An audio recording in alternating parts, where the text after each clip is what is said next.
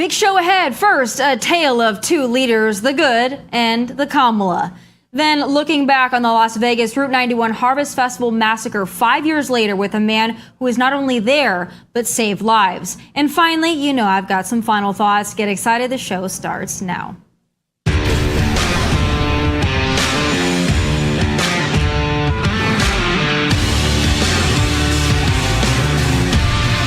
When catastrophe strikes, whether or otherwise, we count on our leaders to stand up, step up, restore order, and reassure us everything will be okay. Now, despite the fact the liberal media wrote negative headlines about Ron DeSantis before Hurricane Ian was even publicly named, he once again proved them wrong and continues to lead Florida out of the aftermath of one of its worst natural disasters in a decade. He did so with grace, compassion, and strength. He also reminded the yahoos who so much as thought about looting what would happen to them, not if, but when they were caught.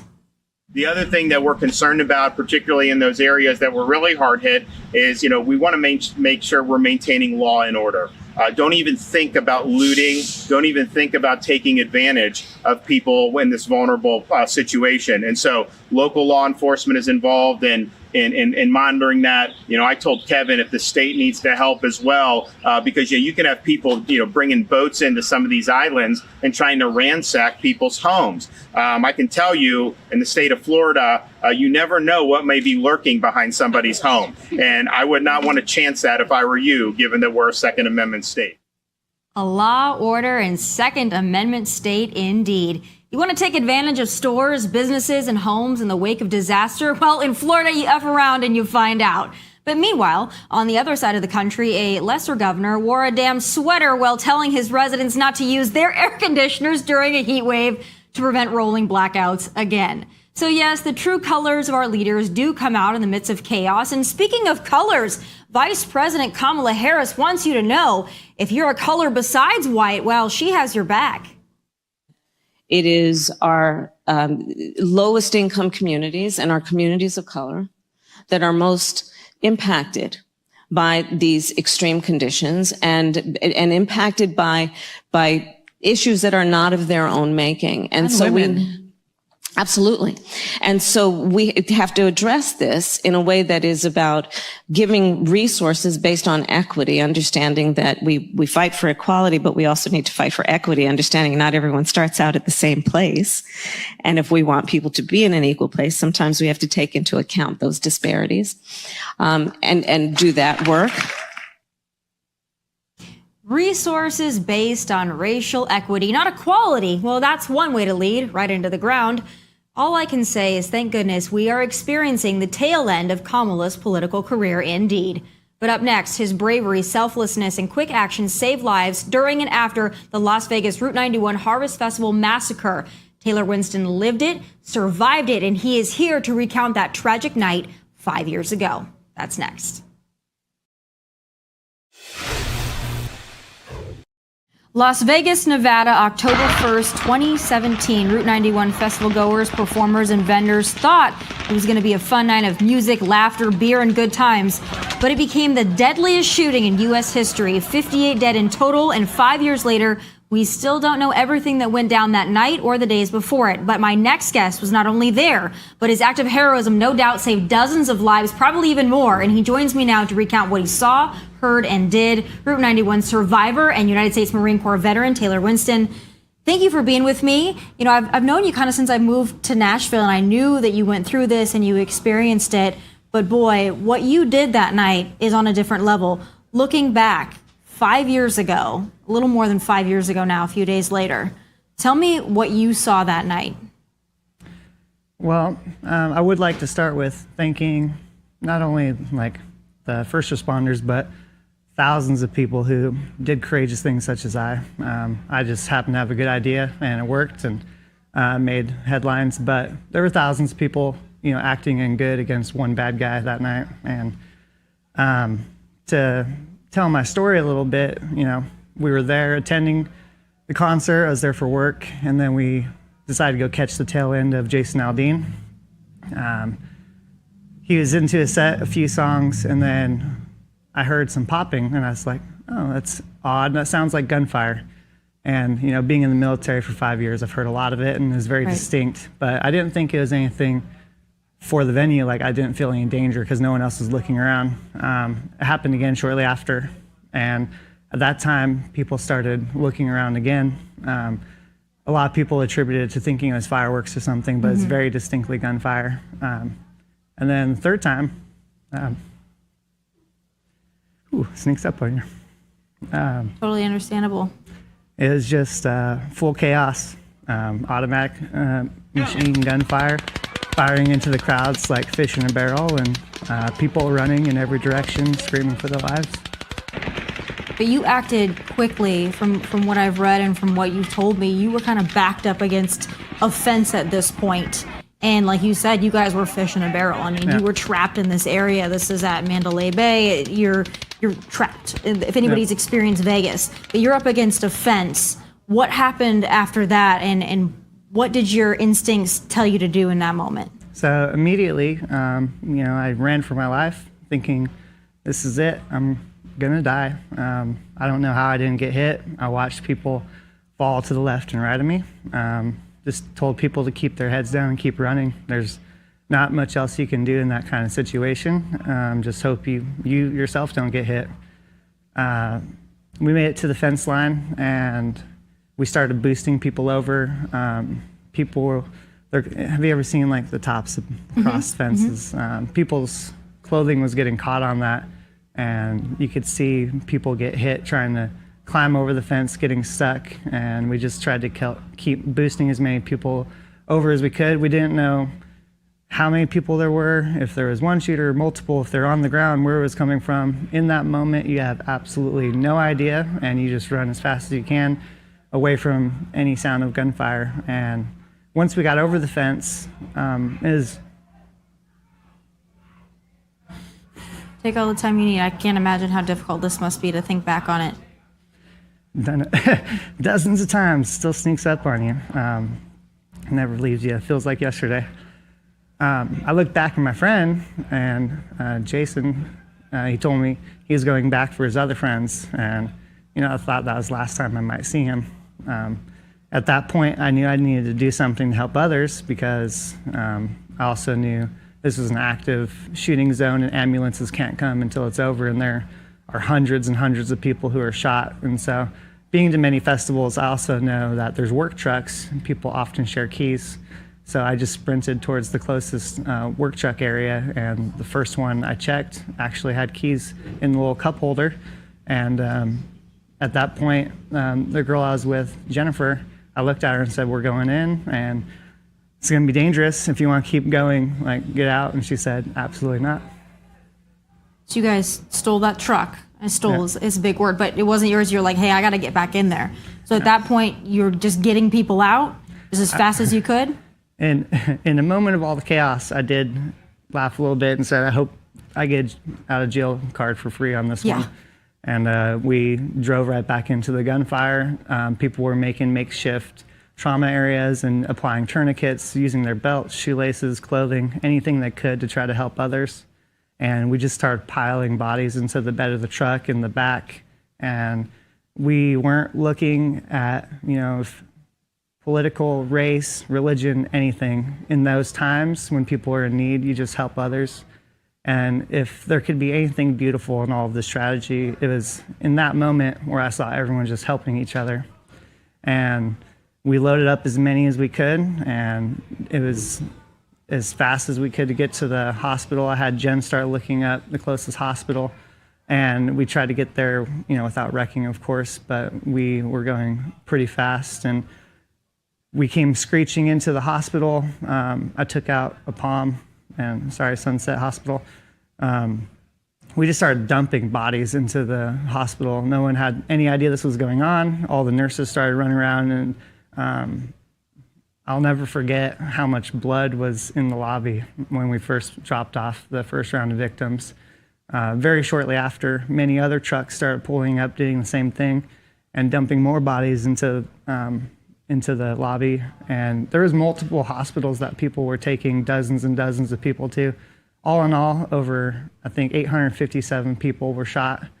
Wow. And I think the toll is up to 60 people have succumbed to their wounds, 58 that night, 2 after, critical condition, and then didn't make it. What's amazing when you think about that number, though, of course, the 60 that were lost, those lives are lost and they'll never get them back.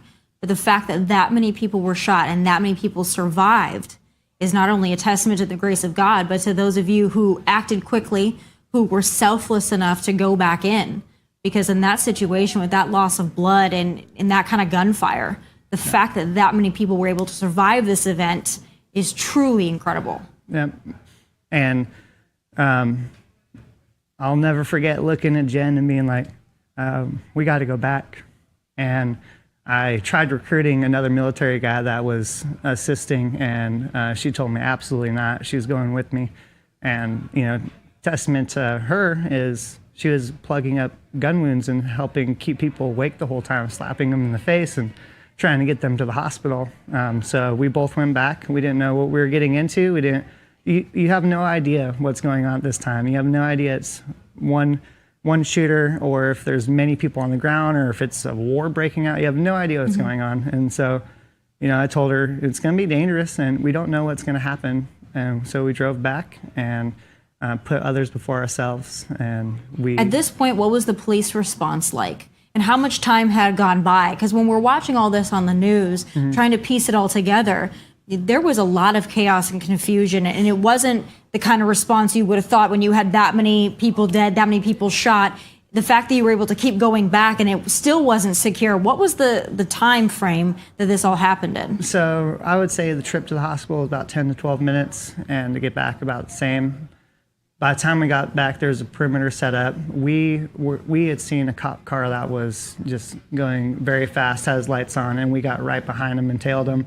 And we came screeching up to the barrier and said, we're going in for more. And they let us. So they saw the blood all over the side of the truck and knew that the ambulances couldn't get in yet. And so they let us in. And wow. We got another dozen or so people and went back to the hospital. And the shooting had stopped at this point. By the time we had gotten back, we didn't hear any shooting. We had seen more and more bodies being piled up, many lifeless, and then everyone doing everything they can to help others.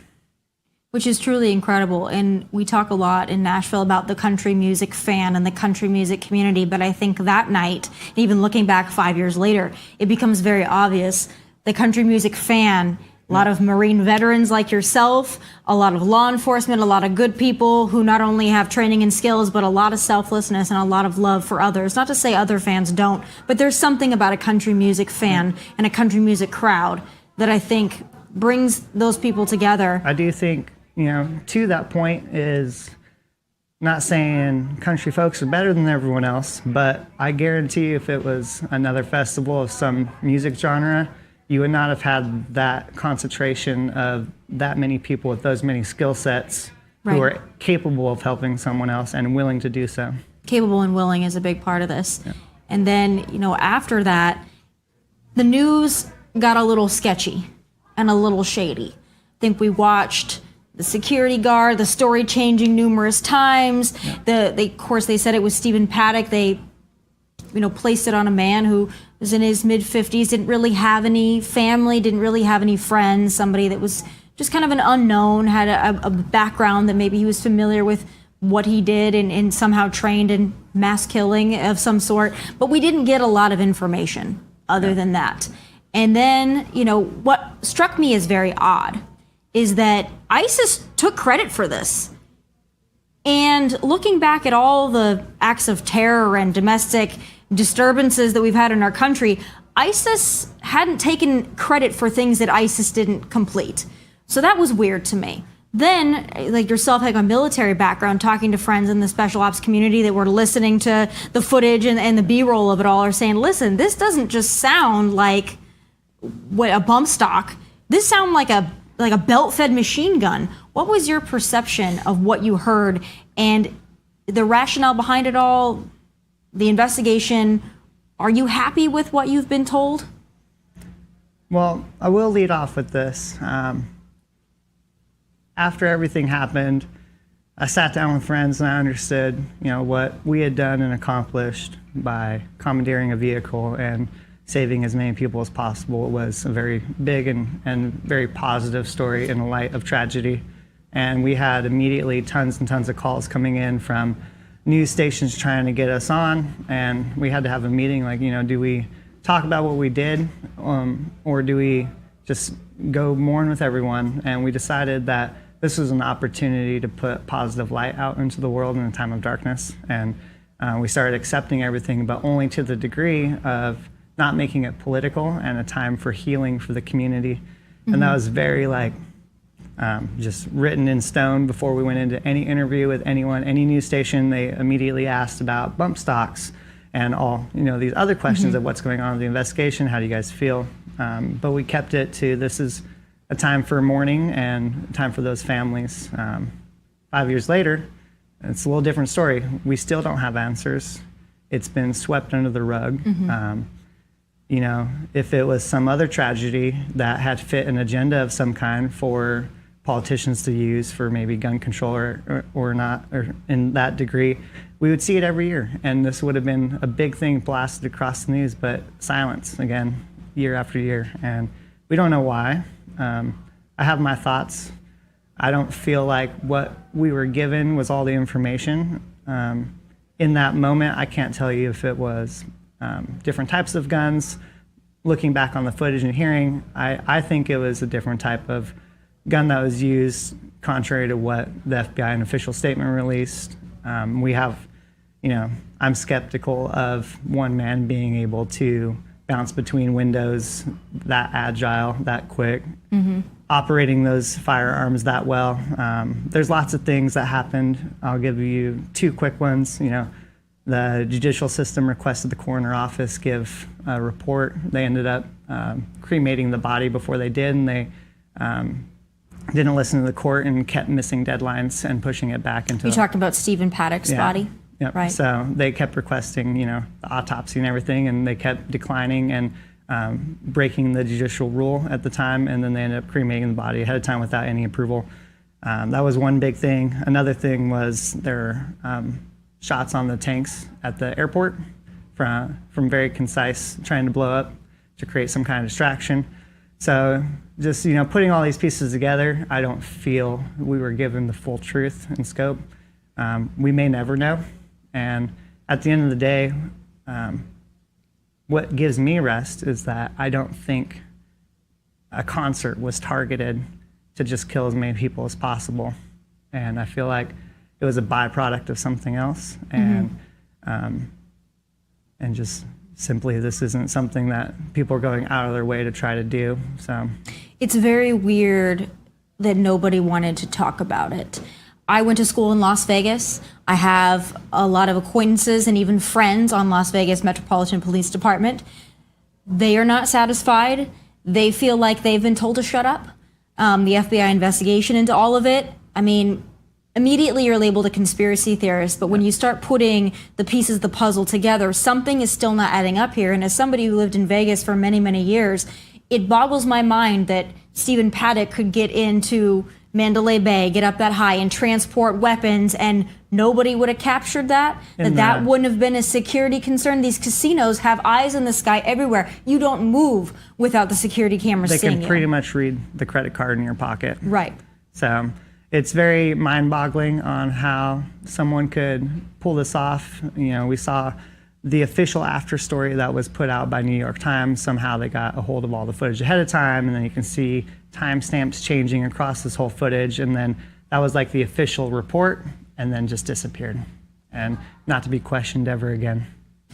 It's very odd the way nobody wants to talk about it, and it seems weird to me looking at all of it too, and talking to people like yourself, that it could have been one gunman and we didn't know much about him, and then all of a sudden it just all went away. Yeah. Then the girlfriend, I believe, was in the Philippines, was told to leave. The girlfriend of Stephen Paddock at the time. Yeah, never heard any follow-up story after that or any testimony from her.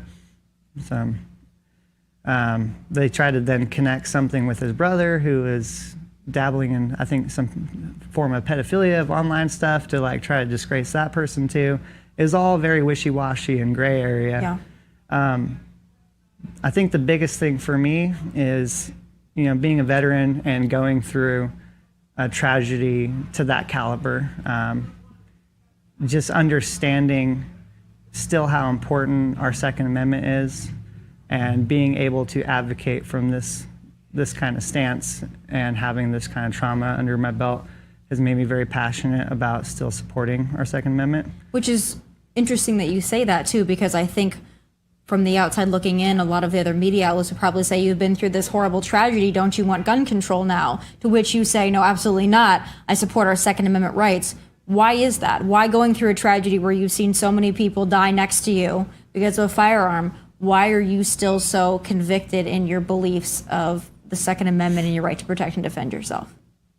Well, it's taken me years to kind of figure out the meaning of all that. You know, people will be quick to be like, well, if you had a gun in that situation, it wouldn't have helped you. And you're 100% right. It wouldn't. That was an extremely unique and terrible situation to be in. You don't stand a chance being in a crowd of 22,000 with bullets raining down above you to do anything. You're not going to be able to do anything. That's up to another good person with a gun, a police officer, you know, to help de-escalate that situation, which they did eventually. And great job by the police and the response time to such a unique scenario. They all, you know, did a great job to the best they could. But it's much bigger than that. When you start looking into the big picture of things and look across history and centuries and millennia of things happening over time and governments confiscating weapons of any kind, it doesn't have to be firearms necessarily. You had the great sword hunt of, I think, Japan, where they took all the swords from all the farmers and stuff so they couldn't rebel against the government when they told them that they're going to kill them unless they keep making food. And so that's one instance in history. And our founding fathers and all of these amazing, brilliant minds came together and they had these arguments we're having today, the Federalists, Anti-Federalists, and they discussed with an enlightened public what we should do with this new country to maintain freedom. And the Second Amendment being the most important of all, even though they put it second, a well-regulated militia necessary to the state of a free, necessary to the being of a free state, to keep the right of the people to keep and bear arms shall not be infringed. And I always look back, always people are saying shall not be infringed is the most important. The most important is necessary to the security of a free state. You can't have freedom without the ability to push back oppression. And it's a much bigger picture when you look at, you know, say the Holocaust or something where people had no ability to even fight back. We pray and hope it never comes to that. Anyone who supports the Second Amendment never wants that. We just want to defend our family, our friends, our country, and that's kind of, you know, what it means to my core. When you did that in the military, and you did that 5 years ago in Las Vegas, Nevada, we thank you for sharing the story. I know that even 5 years later, it has to be just as difficult reliving all of this. But what you did, as you know, saved so many lives. It gives so many people hope. And just looking at the decency of humans, I think the biggest takeaway from all of this, beyond the conspiracy theories and beyond the media and beyond the inconsistencies, is people were there for each other, and it didn't matter who you were, didn't matter where you were from, who you voted for, the color of your skin, the pronouns you prefer. You were a human being on that night, and people like you stepped in to save other human beings, and people came together. So we thank you so much for sharing the story, and you're welcome anytime to discuss that and many other things. Thank you so much for being here. Thank you. And God bless you for everything that you've done. All right, still ahead, Nancy Pelosi told us what she really thinks illegal immigrants are good for, and hint, hint, it's not the standard definition of the American dream. My final thoughts are next. While our illustrious president is known for reading the teleprompter cues out loud, House Speaker and Democrat Denmother Nancy Pelosi said the quiet part out loud and gave us a really interesting take on the American dream. It's time for final thoughts.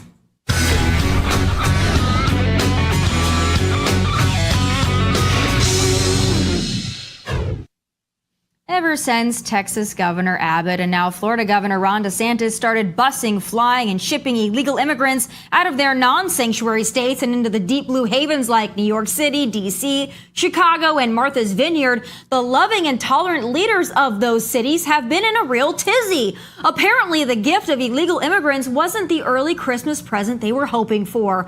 Weird. But not to be outdone, Speaker Pelosi has stepped up to the plate to tell us why those illegal immigrants should remain in the South and border states.